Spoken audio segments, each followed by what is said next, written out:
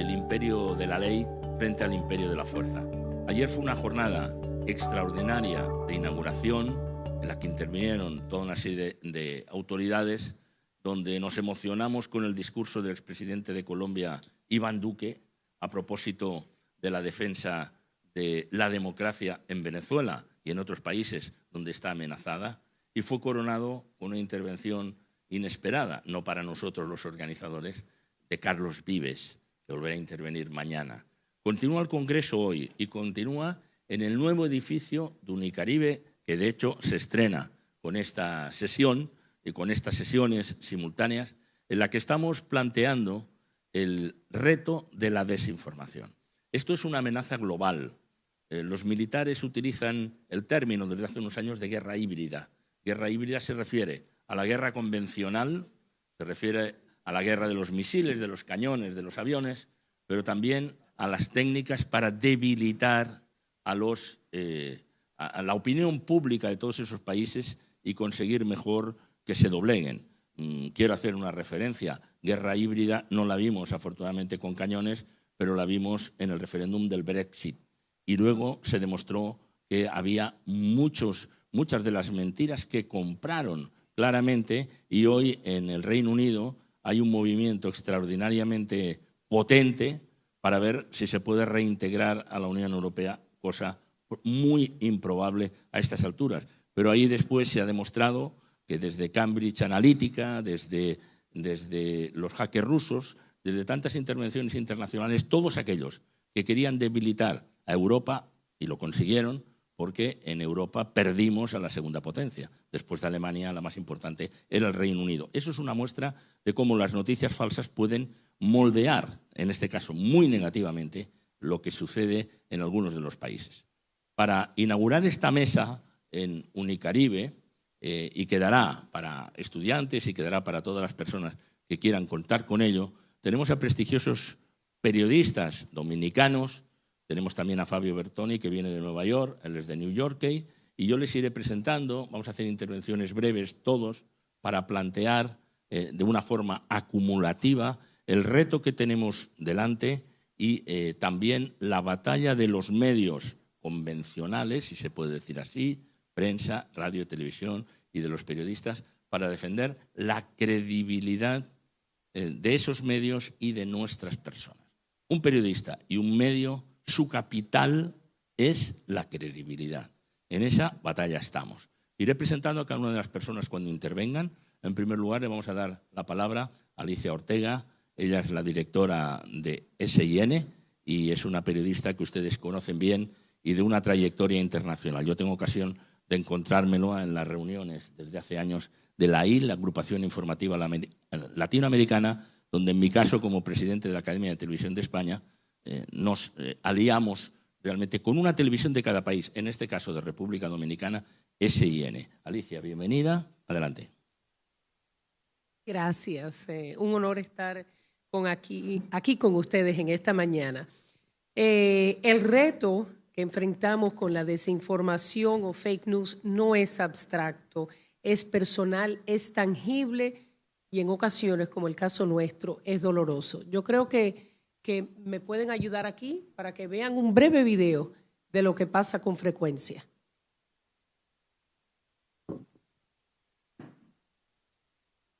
¿Quién me ayuda con el video?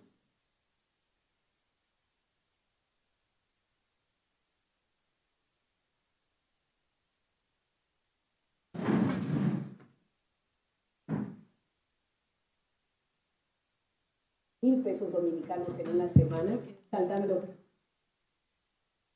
Una familia común en Dominicana ganó $180,000 dominicanos en una semana, saldando todas sus deudas y créditos. Especialmente para ustedes, entrevistamos a esta familia para conocer el secreto de su éxito. Casi no nos quedaba dinero, no podíamos pagar nuestras deudas y estuvimos a punto de perder la casa. Y entonces encontré un anuncio en internet sobre el canal de Sofía.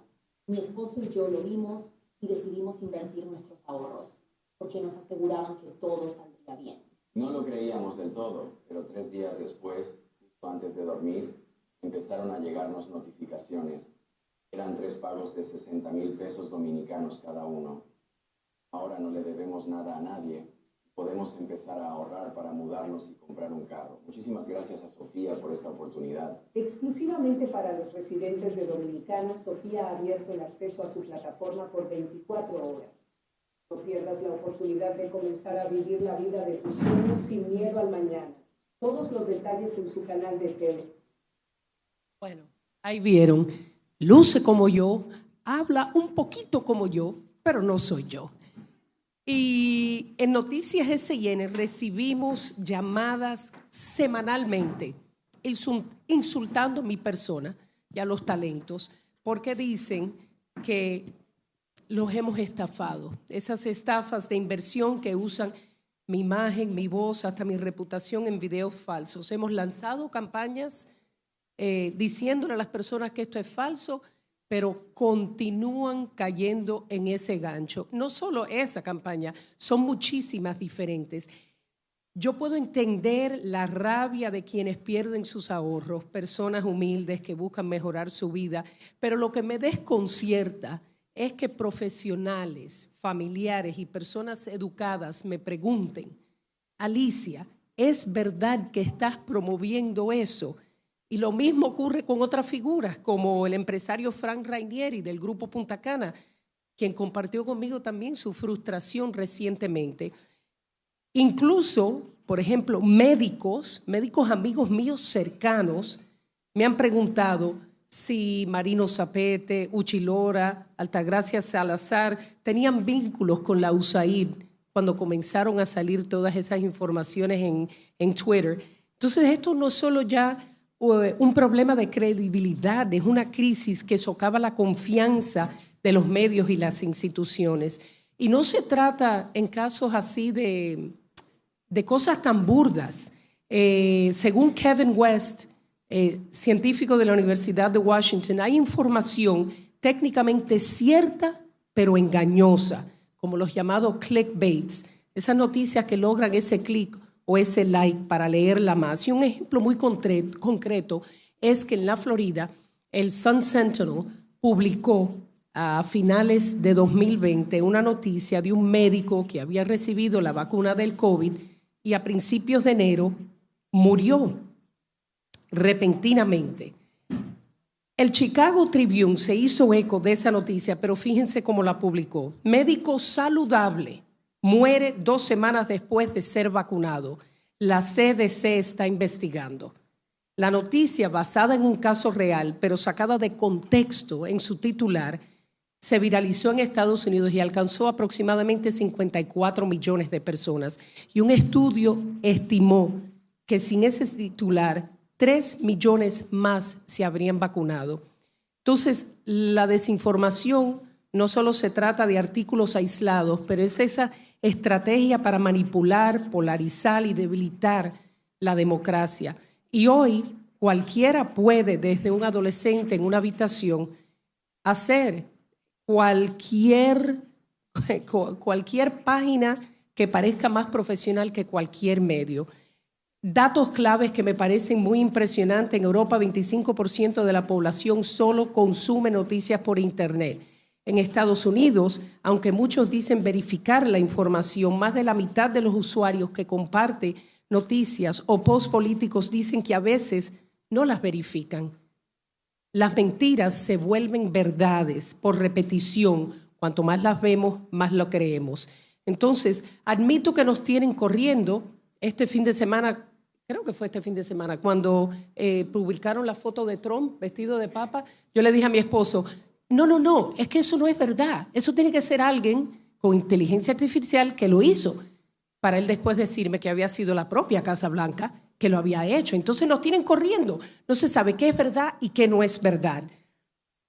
Y tras el accidente del jet set, por ejemplo, yo miraba cada video detalladamente a ver si yo encontraba realmente algo que me dijera que era de aquí, porque lo podían subir y podía ser de otra tragedia.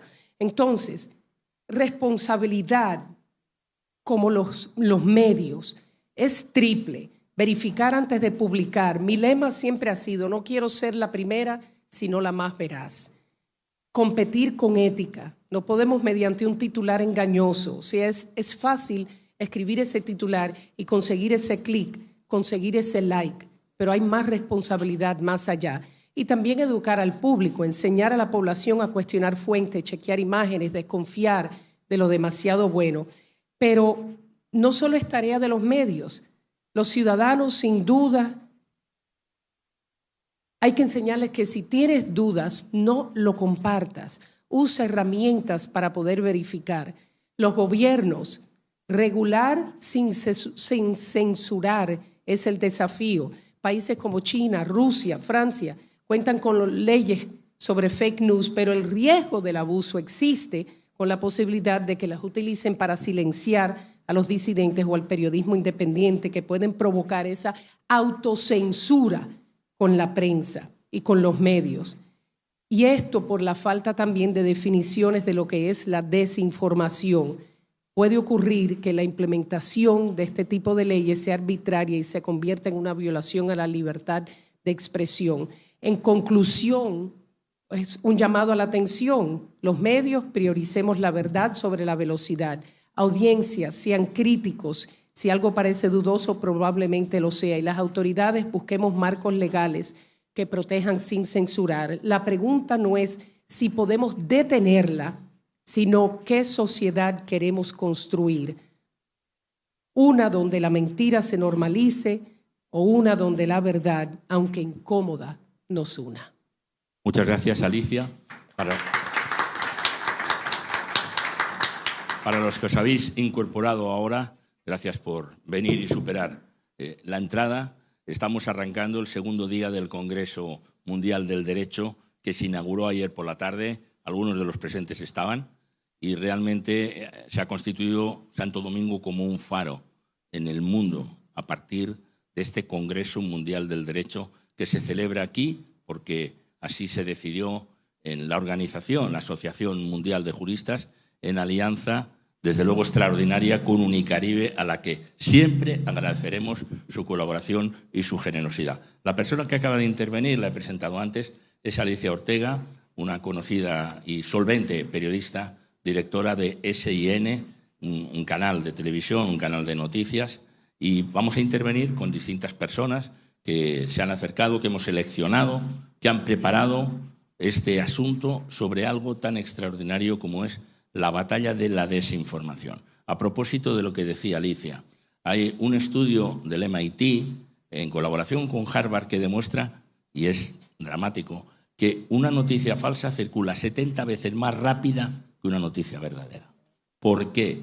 Porque es tan llamativo, es tan extraordinario, es tan provocador aquella foto, este vídeo que nos ha mostrado ella de una suplantación de tu propia personalidad, que entonces se le da mucha más credibilidad y se le da más pasmo que en otros lugares. Por todo eso es realmente fundamental que tuviéramos este debate. E invitamos a participar a José Monegro. José Monegro es el director del diario El Día, que en República Dominicana es el de mayor tirada, tanto en papel como lectura en el mundo digital. Lleva durante años también trabajando y educando a sus periodistas en que hay que tener mucho cuidado con la utilización de las propias redes, porque no solamente las leen las personas en general, que ha hecho referencia Alicia, sino que las leen también los periodistas y les pueden influir. Adelante, José Monegro, y muchas gracias por el apoyo del Grupo Corripio a este Congreso Mundial del Derecho. Bueno, muchísimas gracias a todos ustedes. Para hablar de este tema que no nos debemos cansar de hablar, porque es uno de los grandes problemas que afronta la humanidad.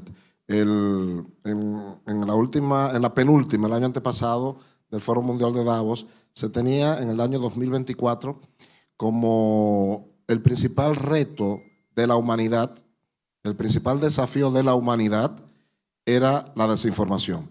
¿Por qué? Porque sus efectos son transversales.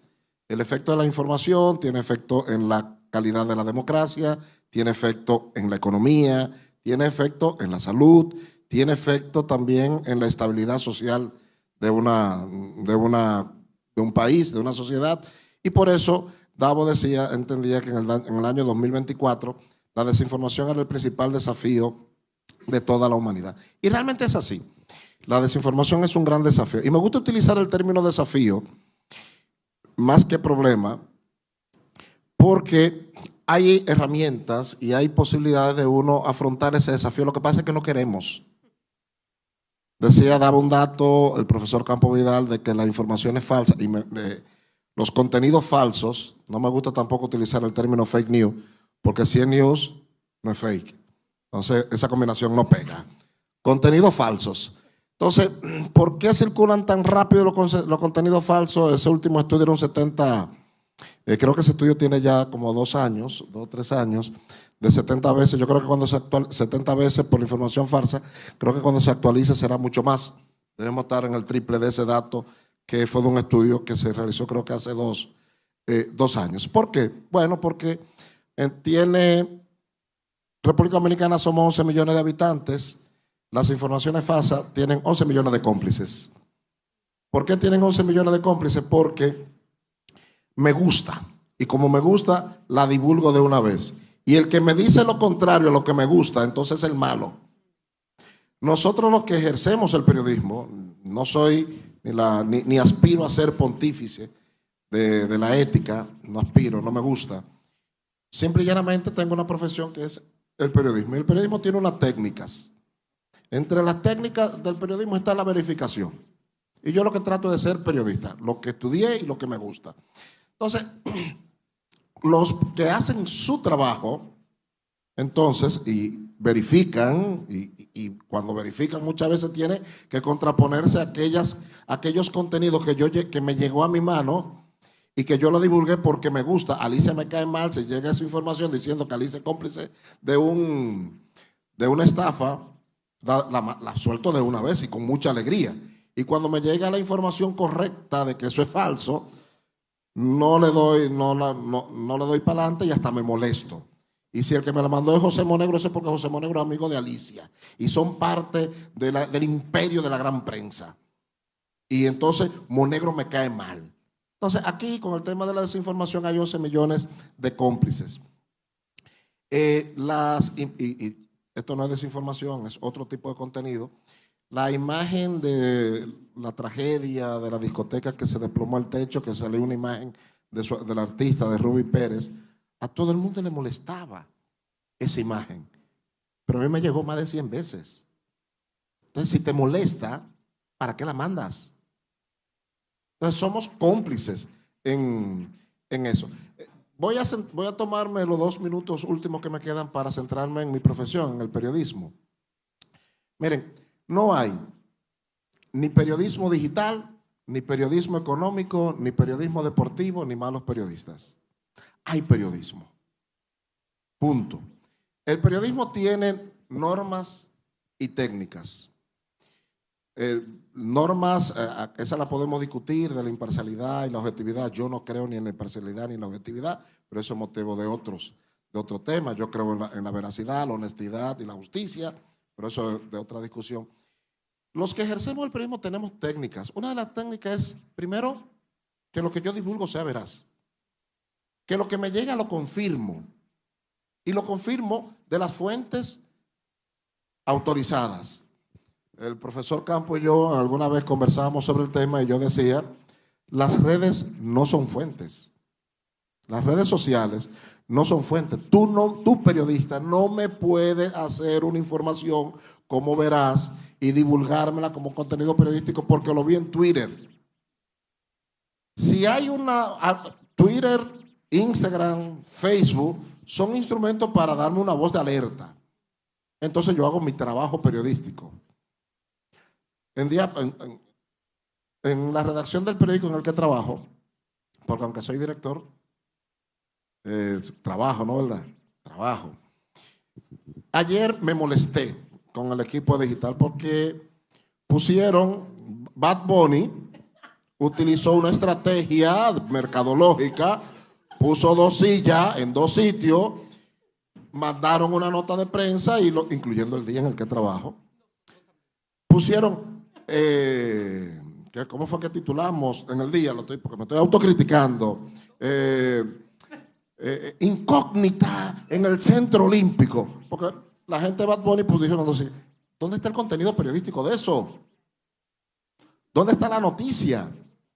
Ahora, si es un contenido pagado de la gente de Bad Bunny, entonces, si es un contenido pagado, usted se lo vende, le dice al público que es un contenido patrocinado, no engaña al público. Ahora, usted quiere hacer una noticia de eso, se puede hacer. Se puede hacer. Usted puede decir que el equipo estratégico de Bad Bunny inició la promoción de su próxima gira mundial utilizando 2 sillas como íconos que ha ido colocando en los lugares donde que podrían ser los escenarios donde estará. La gira no ha sido conformada, tú llamas al manager o al que y tú haces una información en ese sentido. Pero gran parte del problema que nosotros estamos viviendo es que nosotros los periodistas nos estamos dejando seducir por los que no son periodistas. Es como la esposa mía dice, la seducción del mal. Muchas gracias, José Moreno, para los que os habéis incorporado. Es el director del Día, que es el periódico de más circulación aquí, tanto en papel como de forma de periódico digital. Es verdad, déjeme reconstruir, José, esa conversación que tuvimos en público con otros periodistas. La frase es de él. Él dijo, yo le digo a mis redactores, las redes no son fuentes informativas. Yo recuerdo que le añadí y le dije, citando a un profesor de botánica, que era un jesuita que había en España, pero lo aplicamos a las redes de comunicación, dijo él, hay que beber en las fuentes, no beber en los charcos. Y es eso lo que deben entender muchos periodistas. Hay mucho charco informativo. Y uno cree haber descubierto los ejemplos que ha puesto antes Alicia Ortega, el ejemplo que ha puesto José Monegro. No, hay que buscar la credibilidad del que te informa, si no vas a perder la tuya. Este es el gran riesgo que tenemos. La gran ofensiva, esta amenaza mundial, que son las, no estamos de acuerdo en no llamarle noticias falsas, sino los contenidos falsos, porque si es una noticia no puede ser falsa, porque si no, no habría sucedido. Los contenidos falsos, esa gran batalla que tenemos es mantener la credibilidad de los medios y decir, leo esto, que puede ser una barbaridad o no, y antes de darle al clic, que es muy peligroso, voy a comprobar en medios acreditados y en periodistas de una tradición y de una solvencia, que también nos equivocamos a veces, pero entonces hay que pedir perdón públicamente, porque si no, no funciona el sistema. Le damos la palabra ahora a Fabio Bertoni. Él viene a este coloquio del Congreso Mundial del Derecho, aquí en Unicaribe, desde Nueva York. Él trabaja en The New Yorker y le vamos a escuchar con enorme atención porque nos aportará una versión, desde luego, americana y, si me permite decir, casi italiana, ¿no? Adelante, Fabio. Gracias. I'm sorry I have to speak in English, but yes, I'm Fabio Bertoni. I'm the general counsel of the New Yorker magazine, which is a weekly news magazine published in New York but distributed worldwide. But I'm here solely in my personal capacity, not as a representative of the magazine, but my focus is on media law. I will just say, I think I'm the only one who requires translation, so I want to say the translator in the back there is doing an incredible job. It's the best translation I've ever heard, so thank you for that. But yes, I want to echo what folks here have said and point out that the problem of misinformation is not new, right? This has been going on, misinformation and disinformation, and a little misinformation is maybe unintentional. Somebody forwards something or says something that turns out to be untrue, and a lot of people maybe believe it. Disinformation, I think, is intentional. And we see that promoted by governments, Russia, and then private actors for profit, politicians, the current U.S. government administration. But these are not necessarily new issues, right? The government in the U.S. has been lying for years about the threat of climate change, right? And that has slowed down progress on climate change. Before that, they lied about the dangers of smoking, and now there are folks who lie about the dangers of vaccines. So this is not necessarily a new problem, but it has been a serious problem. And what makes it worse now is social media and the way it gets accelerated and distributed. The RAND Corporation termed it a fire hose of disinformation. So it's a strategy, and they commented on this in the context of Russia during their invasion of Ukraine, that put out what they called a fire hose of disinformation. And what that means is it's multi-channel, it's on a lot of different outlets, a lot of different social media channels. It's repetitive, it's multi-factor, it's constant, and it's overwhelming.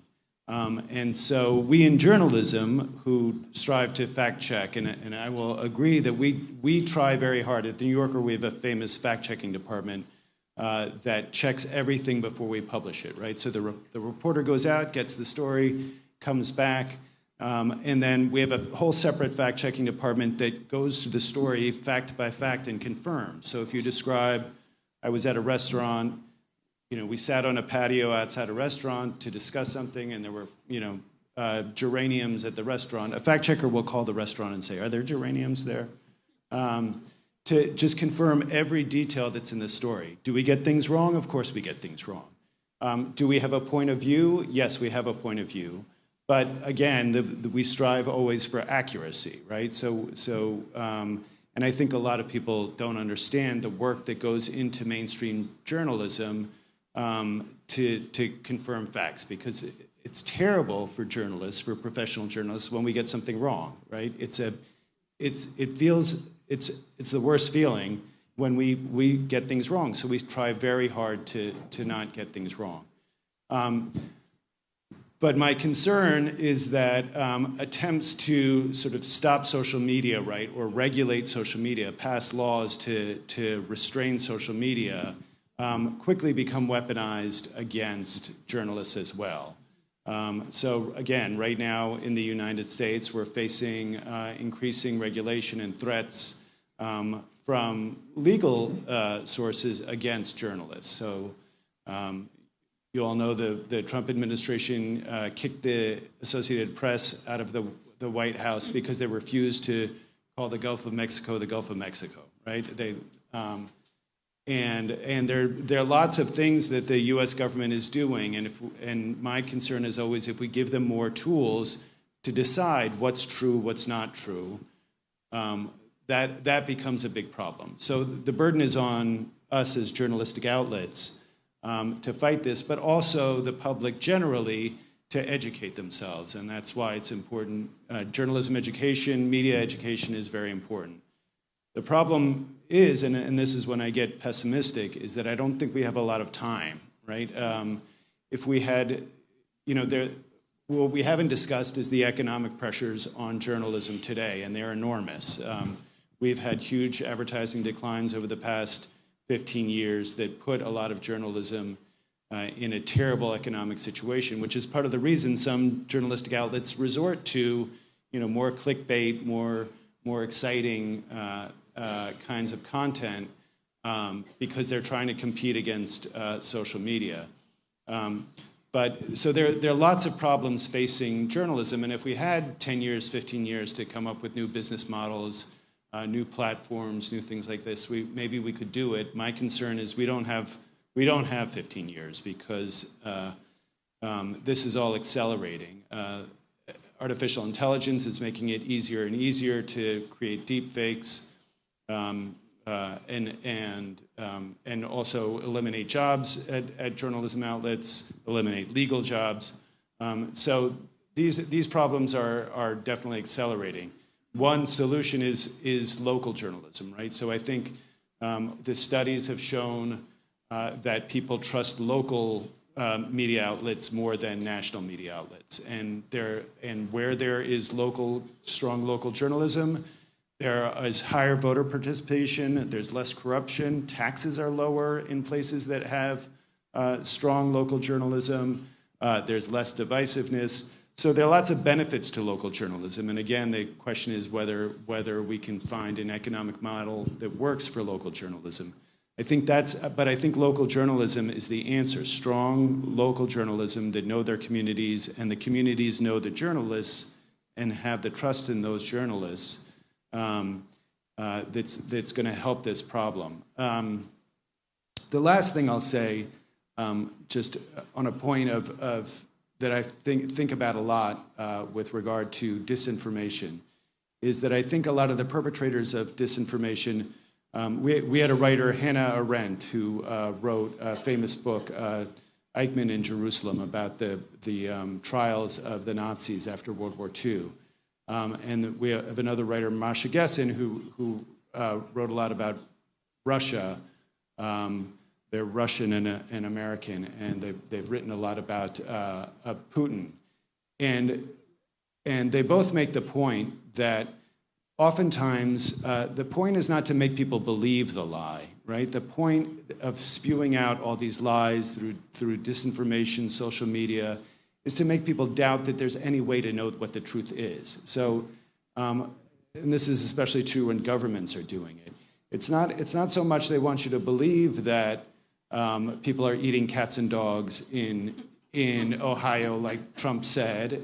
You know, it's that you hear all this noise and people sort of turn out and you get depressed, or you get outraged at this, and you're arguing about cats and dogs when really there are all kinds of other important issues that we need to discuss. So it's a way of distracting us, of making us depressed and unable to tell. It's all lies, right? And that's not the case. We work very hard to report the truth. So, but it's worth thinking. It's not. They're not trying to get you to believe necessarily. They're trying to get you to doubt that anything is true.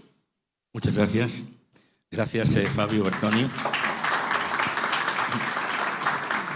Para los que os habéis incorporado después, él pertenece a la redacción, la edición de New Yorker, y ha venido para esta ocasión, para estar con nosotros.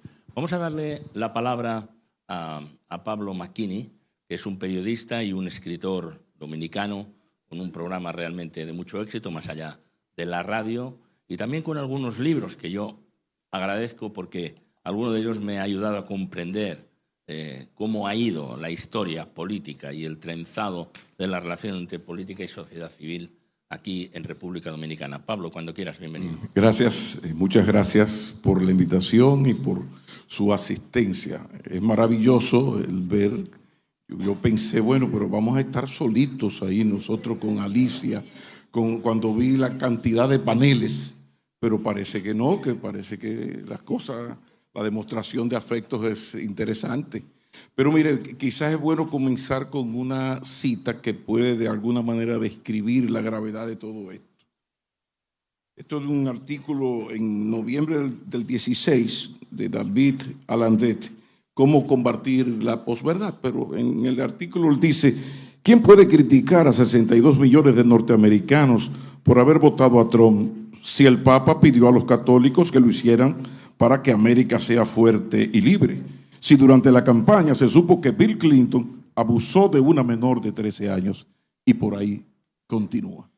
Eso ocurrió en el 16, pero ya luego ocurrió aquel asalto al Capitolio y lo que vendió o mal vendió la desinformación a partir de ese hecho. El asunto, como ustedes ven, esto de la desinformación, uno podría quedarse, y es bueno, en el tema de la desinformación y el efecto dañino para la prensa, para el periodismo.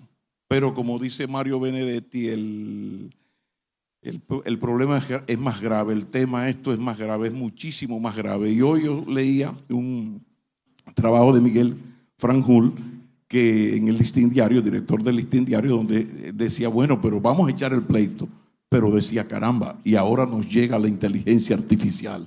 Como si no fuera suficiente desafío para la prensa profesional, tradicional, todo lo que está pasando con la desinformación. Ahora nos llega además la inteligencia artificial, que qué bueno que Alicia tuvo el detalle de presentarnos ese lamentable ejemplo. Pero resulta que el asunto, digo que es más grave, porque aquí de lo que se trata es de salvar al periodismo, pero es para que la democracia no muera. Porque entonces esto va agravándose y uno se podría quedar solamente en la parte que tiene que ver con el periodismo. Pero hay un asunto fundamental y es que el periodismo es el termómetro de la democracia. Como marcha el periodismo en un país, marcha la democracia. Por consiguiente, lo que estamos defendiendo no es solo el periodismo. Entonces, en esto, y quise tomar unas notas porque el profesor Campo Vidal me filtró la información de los 5 minutos. Y yo dije, mira, 5 minutos para un periodista, eso es como la película de Tom Cruise, Misión Imposible. Entonces déjame yo organizarme un poquito aquí.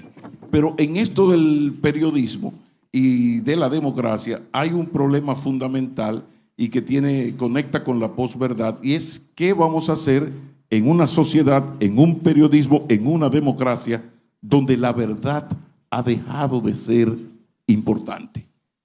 Eso es serio, eso es serio. Porque Trump ha sido el más exitoso en crear lo que llaman ahora la verdad alternativa.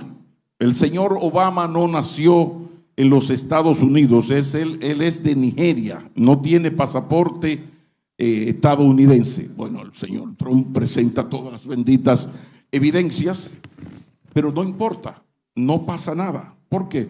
Bueno, porque hay en la sociología lo que llaman el sesgo de confirmación, donde yo voy a las redes ahora no a buscar la verdad, sino a comprobar y a fortalecer mi opinión, ni siquiera mi verdad, porque puede ser incluso un disparate. ¿Por qué esto ocurre? ¿Por qué esto ha sido ya una línea? Por otra investigación del MIT con participación de Harvard que decía más o menos algo parecido. La mentira la van a leer por cada 6 personas que leen una mentira, una va a leer el desmentido. Pero hay algo peor. Aquí lo que importa es llamar la atención, porque todo esto se ha venido agravando por el tema de la crisis de la democracia, que ya venía con esa soledad en que quedó la democracia liberal cuando cayó el muro de Berlín, pero también, además de la crisis de la democracia, está también la sociedad de la información. Los grandes cambios siempre han traído transformaciones en la sociedad. Podríamos hablar de lo que significó para el mundo la invención de la imprenta. Entonces, a partir de la invención de la imprenta, todo se derrumbó, la iglesia perdió la exclusividad del manejo de los libros, y es lo que estamos viviendo. En ese sentido, hay otra cosa terrible, y es que la democracia es muy mala para combatir la desinformación, porque los enemigos de la democracia utilizan su fortaleza donde ella es débil, y me explico. ¿De qué se nutre la democracia? Del voto electoral, del disenso, del debate, del flujo de informaciones. Entonces, bueno, ¿de qué manera yo freno la desinformación si la esencia mía es esa capacidad de debatir? Entonces, esto continúa, y yo, para no abusar de ustedes, hay un tema fundamental y tiene que ver con un dato, y es que el buen periodismo, el periodismo de calidad, es caro. Entonces, esto de la desinformación ha atrapado al periodismo en un viejo problema por ese cambio de paradigma de crisis económica, o por lo menos no tan rentable. Entonces, aquí con la prensa ocurre, aquí no, en el mundo, bueno, que a veces lo que pasa es que una mano tapa la otra, pero la rentabilidad en sí de la prensa tradicional no es lo que era en el pasado. Y eso sí que es grave, porque si perdemos a los medios tradicionales, ahí estamos perdiendo la esencia del periodismo. ¿Y por qué? Un ejemplo pone en evidencia: el drama de la tragedia de Jet Set, donde ustedes, pregunto, confirmaron si esta cosa tan terrible era cierta. Yo entraba al día, si tuviera Frank Hood, dijera el Listín Diario, claro, pero entrar al día, entro a Diario Libre a ver si es verdad, porque a mí me están llegando cosas terribles. Entonces, ¿qué nos dice eso? Que la gran riqueza del periodismo está en la credibilidad, y dentro del periodismo la mayor credibilidad está en los medios tradicionales. Por consiguiente, hay que buscar la manera de hacer viable el periodismo tradicional. Yo no sé de qué manera vamos a salir de esta, pero yo tengo la esperanza de que las grandes transformaciones siempre han traído grandes soluciones. Cuando sale la imprenta se va a acabar el mundo, porque ya todo el mundo puede leer la Biblia en su casa y aparece iglesia por todas partes.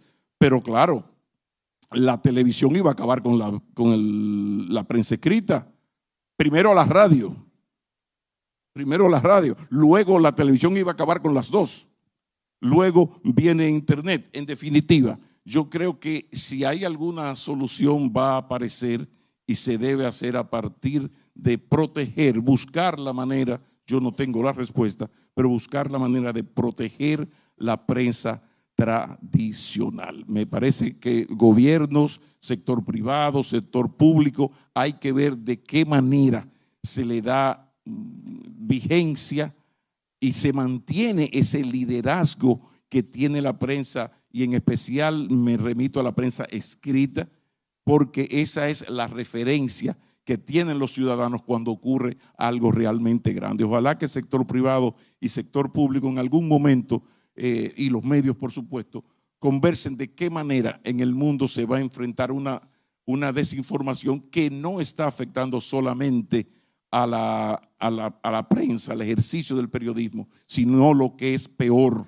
está afectando la democracia, porque en una democracia donde la verdad no es importante y sabemos que la verdad ya dejó de ser importante, entonces esa democracia está en peligro. Y perdón por extenderme. Tu intervención.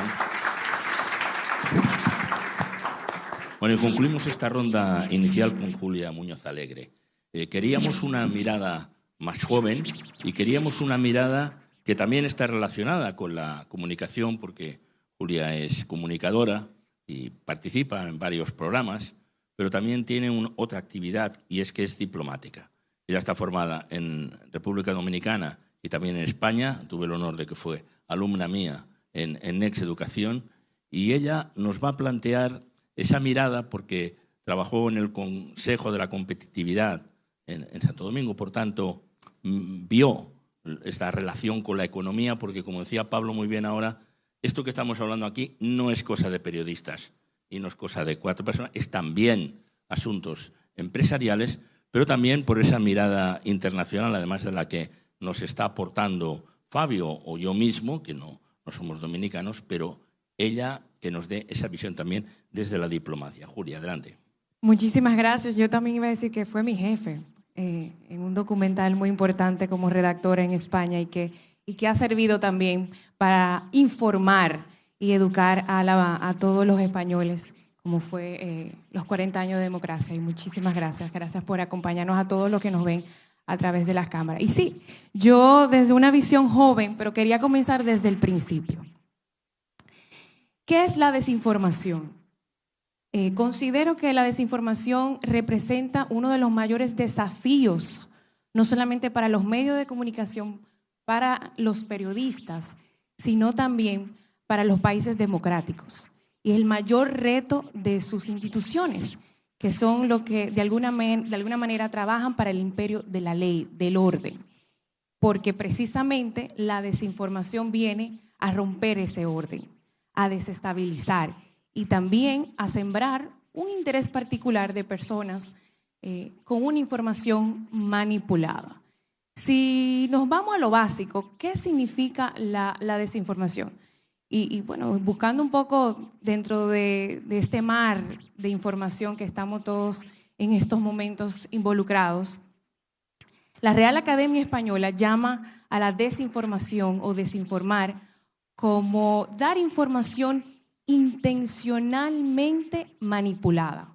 O sea, que de por sí no tiene un interés veraz o un interés genuino o positivo. Ya de por sí viene con una intención de ocultar o de omitir alguna información. Y eso nos pone a muchos a pensar desde otros espacios. ¿Qué estamos nosotros haciendo desde no solo la comunicación, sino desde la academia, desde la sociedad civil o hasta, vamos a decir, desde los estados? ¿Qué estamos nosotros aportando para que esa desinformación, que fue la palabra desde hace 8 años, en el 2017, por el diccionario de Oxford, fue la palabra del año? Bueno, en estos casos tú dices que los fake news no te gusta, pero de alguna manera están muy, muy involucrados. Y ya tenemos 8 años manejándonos en estas oleadas de desinformación. Por eso quería poner sobre la mesa esta disyuntiva y esta reflexión. Y qué bueno que el Poder Ejecutivo el viernes de la semana pasada presentó al Senado de la República Dominicana un anteproyecto de ley orgánico que tiene que ver con la ley de libre expresión y de audiovisuales. Y toca términos muy importantes que va a iniciar la conversación de alguna manera. No sé, se oye como un ruido.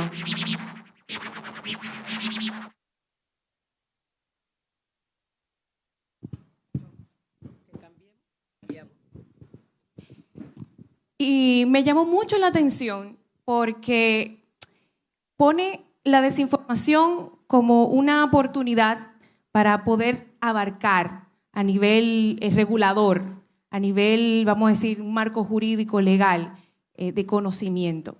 Pero también la desinformación no viene sola. La desinformación viene también con discursos de odio. La desinformación viene con marginalidad, con exclusión, y también viene no solamente a desinformar, sino a informar de una forma diferente. Y yo creo que ahí está el reto, de alguna manera, para las instituciones y hasta para la diplomacia, porque en geopolítica la desinformación ha sido una estrategia orquestada para también manejar discursos de odio. Y dentro de los gobiernos y a los que de alguna manera estamos en espacios de poder de decisión, tenemos que trabajar activamente o proactivamente para cada día más ser fuentes oficialmente legítimas. Porque de alguna manera la desinformación viene a crear personajes legítimos cuando no lo son.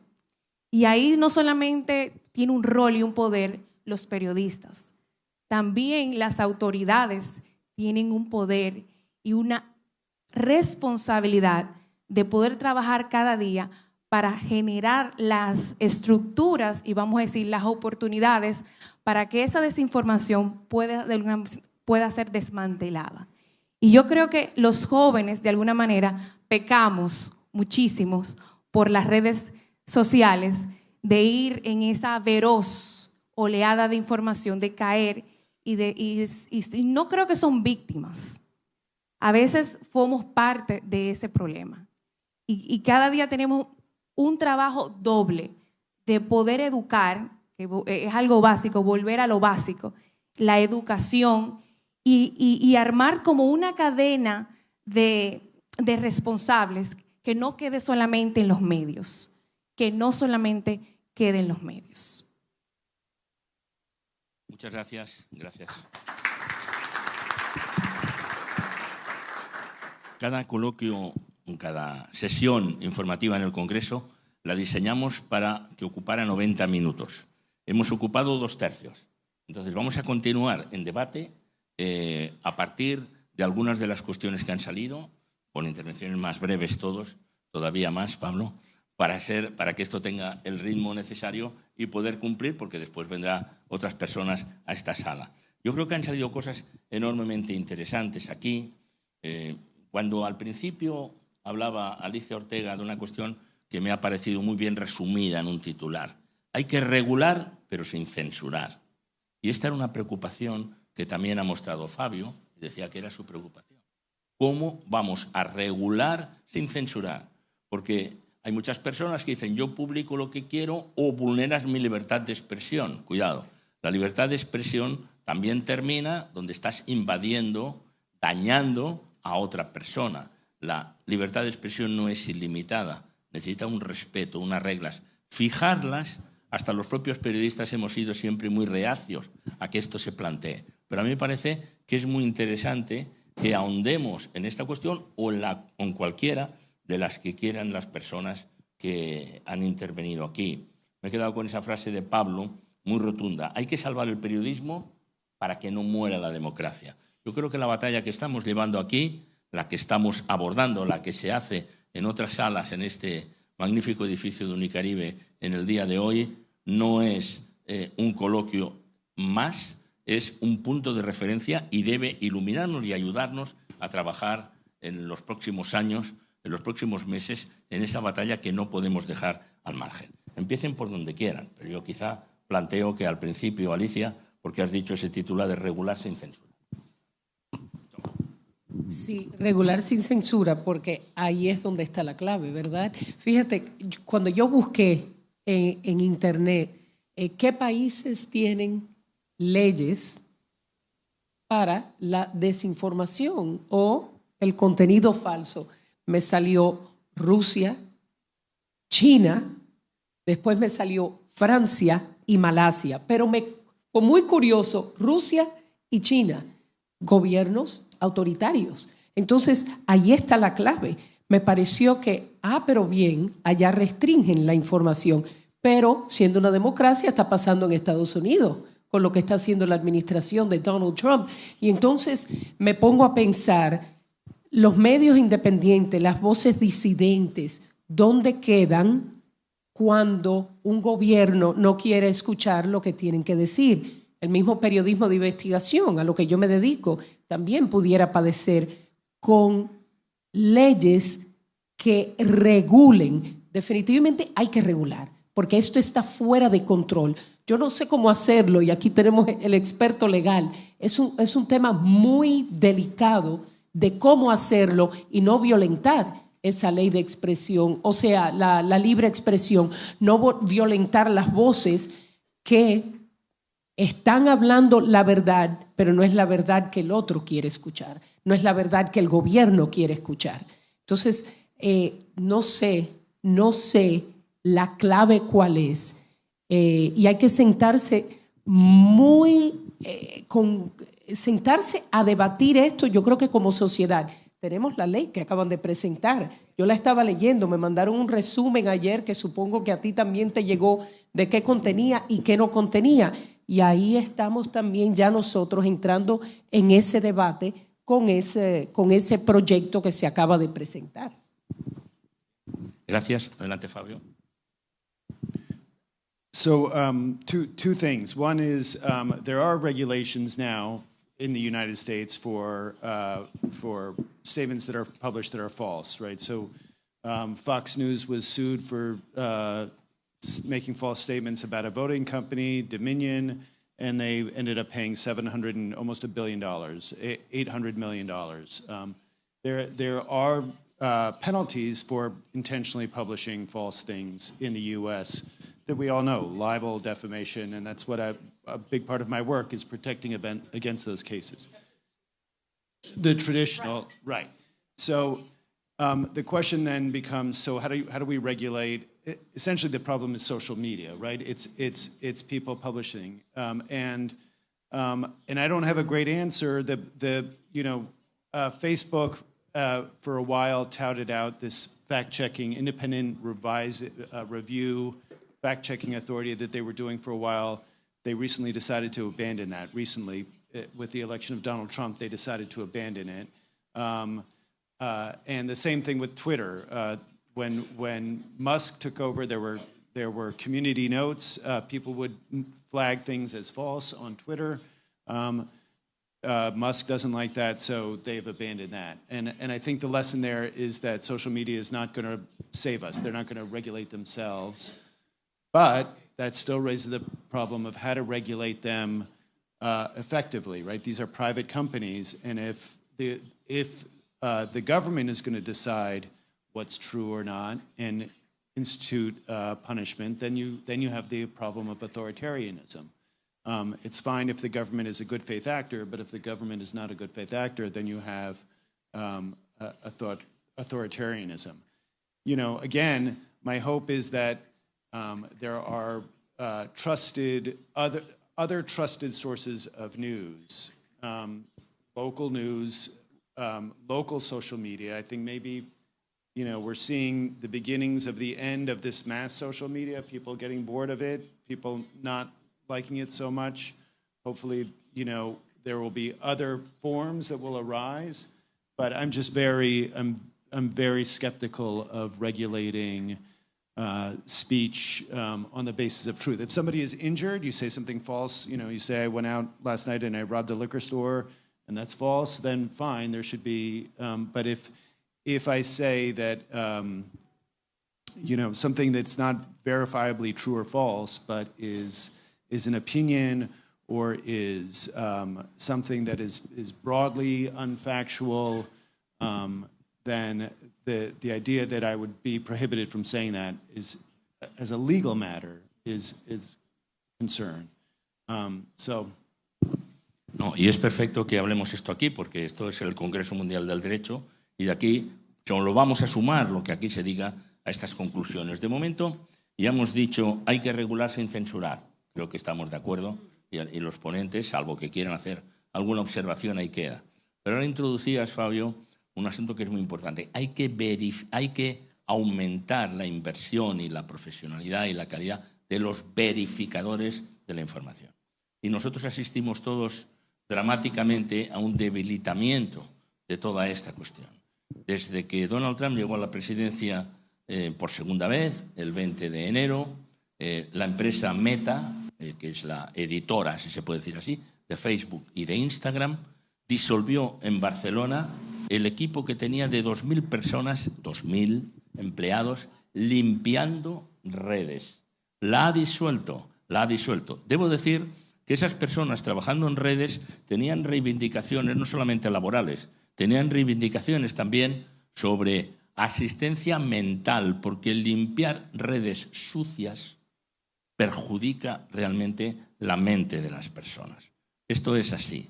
Las ha disuelto, es decir, hoy es menos fiable todo lo que pasa por Facebook, todo lo que pasa por lo relacionado con Meta, porque los verificadores desaparecieron. Cuando había sido una gran carrera y una gran victoria que se tuvieran que introducir, y recuerden aquella imagen del propio Zuckerberg en el Congreso de los Estados Unidos y también en el Parlamento de Europa, un poquito abochornado, cuando le estaban diciendo, oiga, usted no puede levantar determinados parámetros y dar información como hizo durante el Brexit a favor de una empresa, Cambridge Analytica, que luego se disolvió y se puso otro disfraz, a favor también de la intervención rusa y a favor también de quienes querían ese debilitamiento europeo. Todo aquel proceso que llevó a la instalación, bueno, vale, vamos a contratar verificadores, ahora estamos en el proceso contrario y eso preocupa profundamente. Don José, su comentario, el que quiera.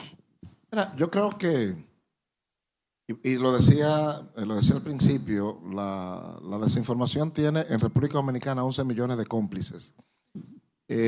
Porque hay también la población, hay que ponerle la carga en la población tiene su responsabilidad también. ¿Ustedes creen, los que estamos aquí que somos dominicanos, aquí hay uno que no sepa quién tiene como oficio desinformar para buscar like? Entonces, si tú decides monetizar a ese y ponerlo por encima de quien se dedica a hacer periodismo, bueno, contra eso poco que hacer. Yo tengo 2.000 verificadores para que tú decidas ignorarlo. Entonces, también la población tiene su responsabilidad. A mí me gusta mucho decir que nosotros los periodistas somos los seres humanos más importantes de la historia porque somos los responsables del pecado, desde el pecado original hasta el cambio climático. Todo lo que pasa en el mundo es por culpa de nosotros. O sea, tenemos bastante poder y muchas influencias. Nosotros fuimos los que ayudamos a que pasara Jesucristo del Hosanna al Rey de los Judíos a crucifíquenlo. Somos nosotros los responsables, nosotros los periodistas. Entonces, no importa que se invierta, que tengamos 2.000 verificadores, si sigue seduciéndonos los contenidos falsos, si siguen seduciéndonos los contenidos basuras y además nosotros los seguimos priorizando, porque miren, todo lo que estamos aquí hemos dicho y ustedes han escuchado X cantidad de veces las técnicas para determinar cuando una información, cuando un contenido puede ser falso. Nosotros lo sabemos. Ahora, nos gustan los falsos. ¿Por qué? Porque normalmente yo le doy cabida a lo que yo quiero que sea. Si Alicia me cae mal y mandan una información diciendo que a Alicia le pagaba luz ahí, yo me siento contento y lo divulgo porque yo quiero creer eso. Entonces, por ejemplo, aquí lo que está pasando actualmente con la comunicación, hay gente haciendo buen periodismo aquí en la República Dominicana por montones. ¿Son los medios de comunicación convencionales competencia de los medios no convencionales? Pero si Noticias SIN tiene una de las páginas más vistas en Internet. Y si Noticias SIN tiene también una de las cuentas de Instagram con más seguidores en Internet. Es decir, Noticias SIN en esas plataformas hace buen periodismo. O sea, quiere decir que en las redes sociales y en las páginas web hay marcas que te dan buen periodismo. Ahora, ¿quién yo escojo? Yo pongo siempre, por ejemplo, creo que el que ha hablado 2 veces conmigo sabe que yo soy de Cristo Rey, de un barrio de aquí de la capital. Sí, el que ha hablado más de 2 veces conmigo sabe que yo soy de un barrio de la capital en Cristo Rey. Y recuerdo perfectamente donde habían unas elecciones congresionales que el Partido Revolucionario Dominicano tenía a Leonor Sánchez Baré como una de sus candidatas, el PLD tenía a don Botello no, Luis, ayúdame a don en la 2. Bueno, y el PRD tenía 3 candidatos extraordinariamente honestos. Fueron los que menos votos sacaron. Entonces, también hay que ponerle la carga a la población. Podemos tener 2 millones de verificadores, pero si nosotros seguimos monetizando a los que nos gustan porque sus mentiras coinciden con lo que yo quiero creer, el tema va a ser de difícil solución. Interesante.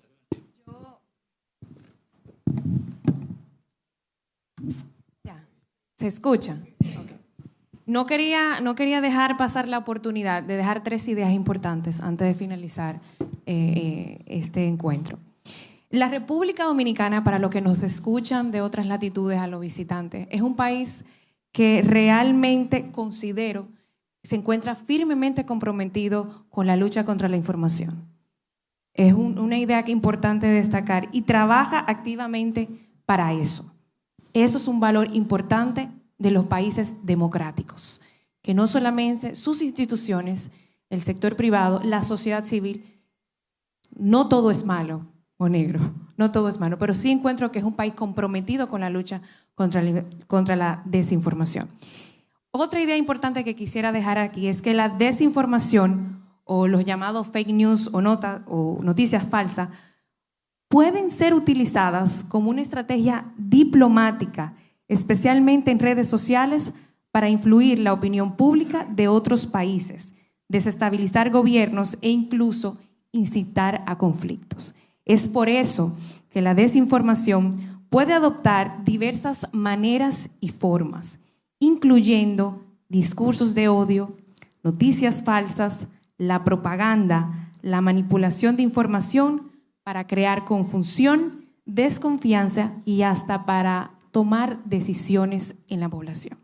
Es por eso que de alguna manera todos, no solamente los medios, tenemos que seguir luchando contra la desinformación, de crear leyes, de crear espacios, de poner el tema sobre la mesa con las autoridades y de informar siempre. Abrir las puertas de las instituciones para que los medios de comunicación, no solamente los tradicionales, los independientes, los que están en las calles y algunas personas también que se dedican a mostrar la otra cara de la moneda, puedan acceder a fuentes de información oficiales y puedan contrastar y trabajar con esos datos, porque ese es también el rol de ellos. Gracias, Pablo. Bueno, por algo dije aquello de que el buen periodismo sale caro, es costoso.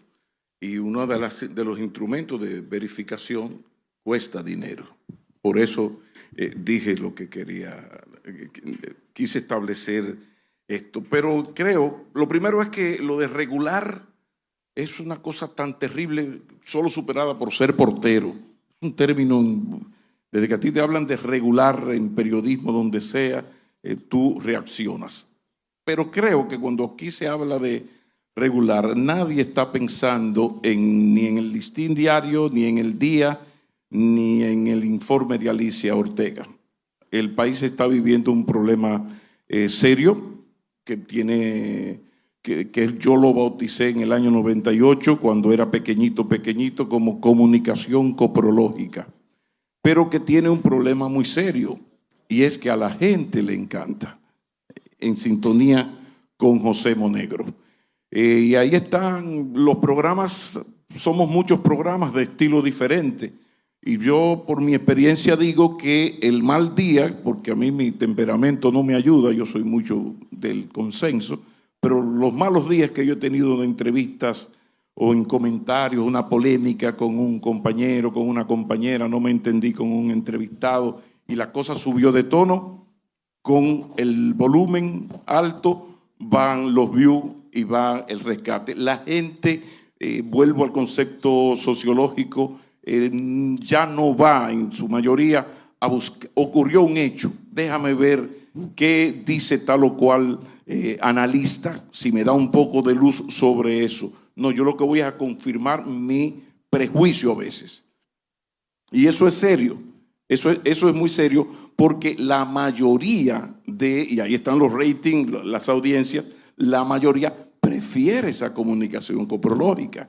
En plan dominicano, nos entendemos cuando decimos, si el pueblo quiere lucha, que luche Jack Veneno. O sea, tenemos un problema serio, porque el éxito que están teniendo esas expresiones de comunicación coprológica pone en peligro, y vuelvo a la democracia, porque también en el tema de la democracia, bueno, es con votos. Es con votos. Yo también tengo mi historia de un funcionario del primer gobierno de Leonel Fernández, del PLD, que fue un ejemplo, y yo lo viví, de honestidad. Y entonces, bueno, cuando él era candidato, creo que a regidor, la cosa iba bien. 6 meses antes llegó un señor con mucho dinero, que ni era ni bueno ni malo, sencillamente tenía mucho dinero. Y aquí hay los ejemplos. Entonces, lo de la responsabilidad social es importante, sumamente importante. Otra cosa tiene que ver con el asunto de los algoritmos que nos van nutriendo nuestros prejuicios, porque como les digo, si a mí me cae mal Julio Fulcar, todo lo que se diga mal de Julito Fulcar, entonces yo no lo confirmo, ni hay que decirme nada. Por alusiones le daremos la palabra luego. Sí.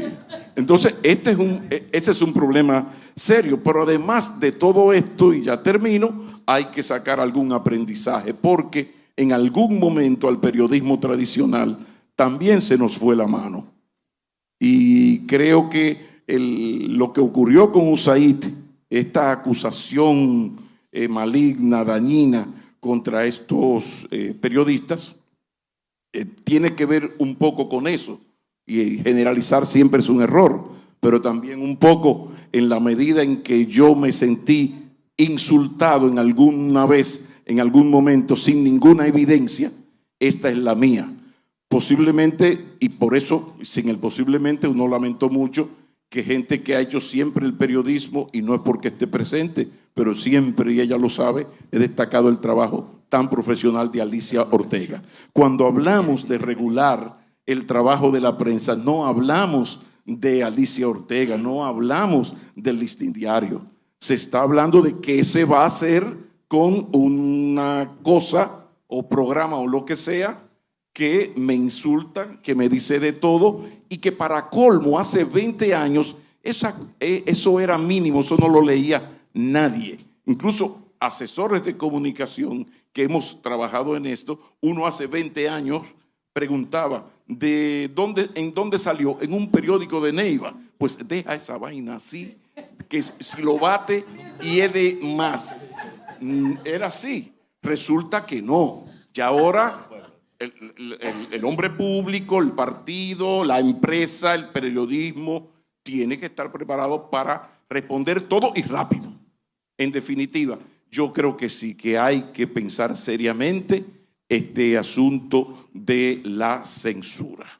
La censura no, la regulación, pero lo que no podemos es seguir dañándonos. Me van a permitir interrumpir, porque si no, no fuera periodista. Voy a interrumpir. En ningún momento, porque por ejemplo ahora estamos discutiendo una nueva ley de modernizar la ley 6132, en ningún momento se habla de regular el ejercicio del periodismo. En ningún momento. Lo que sí está claro es algo que viene del siglo XIX, que está en el Código Civil. El que provoca un daño tiene que resarcirlo. De eso es que se trata. No regular nada. Ahora, si usted en el ejercicio de su derecho a la libertad de expresión abusa y produce un daño de un derecho de otro, entonces esas leyes que están ahí, vienen a eso que está desde el siglo XIX. Y la otra cosa que quiero ya para dejar, y aquí, y creo que con esto yo puedo concluir, miren, no hay periodismo de medios convencionales, hay periodismo. Y ahora se han introducido nuevas plataformas para nosotros transmitir los contenidos periodísticos que nosotros hacemos. Y en los medios de comunicación no solamente hay contenido periodístico. Nadie fue más influyente en la comunicación en la República Dominicana que Freddy Veragoico, o que Rafael Corporán de los Santos, o que Yannick Núñez del Rico. Y nunca se dijeron periodistas. Nunca utilizaron el periodismo. Ahora, ¿qué ocurre? Que ahora hay gente que están utilizando los medios de comunicación de masa para hacer cosas que no es periodismo, pero que no tienen ni prestigio, ni formación, ni capacidades, y entonces para robarse un chin de eso, se están utilizando el término comunicadores, y de ahí de comunicadores pasamos a los influencers, y de influencers pasamos a periodistas, sin serlos. Así es. Pero déjame decir una cosa. Cuando el juzgado con la ley del siglo XIX, que está bien y vigente, le tiene que resarcir del daño, no puede ser un año y medio después o 2 años después, cuando se ha causado un daño reputacional extraordinario a esas personas. Ahora tenemos que concluir. Estamos en el Congreso Mundial del Derecho. 1 minuto para Fabio, por cortesía también, porque ha venido desde Nueva York. El que más lejos vengo. El que más lejos vengo soy yo. Just quickly, 1 minute. You reminded me of something, that it's not just the fact that we love fake news and we have confirmation bias, that we all enjoy sharing things that confirm what we believe in outrageous lies, right? It's the social media company algorithms that promote this content. And so if there is a solution, if there is some regulation that doesn't go to the content of speech, but goes to how the social medias, the tech companies promote false media through algorithms. It's not necessarily a choice. No one's sitting there. Sometimes they do, but for the most part, they just promote the things that get you excited. So, there's studies that say children go from a cartoon to another cartoon to suddenly, white supremacist content, because it's just the algorithm pushes you towards extremism. So that's maybe the answer.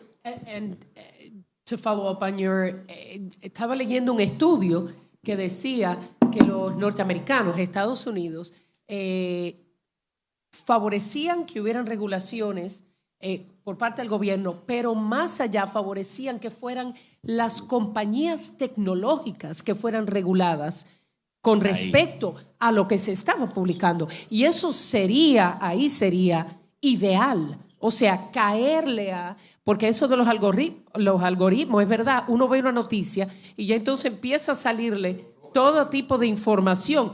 Entonces, lo que se favorece es que se trabaje con esas compañías de tecnología que también son utilizadas por todos los pseudos, ¿verdad? Toda esta información falsa, este contenido falso, sale por esas plataformas. Entonces, ahí yo creo que es un buen punto que podemos atacar. Muchísimas gracias a ustedes por su presencia y vosotros por vuestro trabajo. Ha sido un gran comienzo de este Congreso Mundial del Derecho. Gracias, buenos días. Esto continúa.